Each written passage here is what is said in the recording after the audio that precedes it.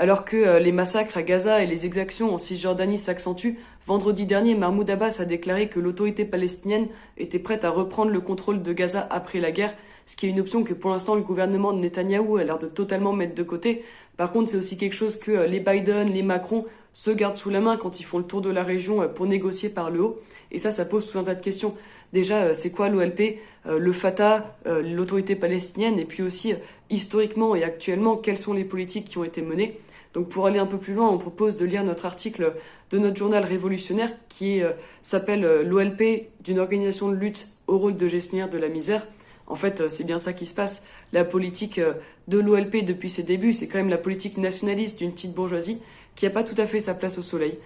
qui a ses horizons bouchés par l'impérialisme et qui du coup cherche à tout prix à se faire accepter dans la cour des grands en cantonnant la lutte du peuple palestinien dans le cadre étroit du nationalisme.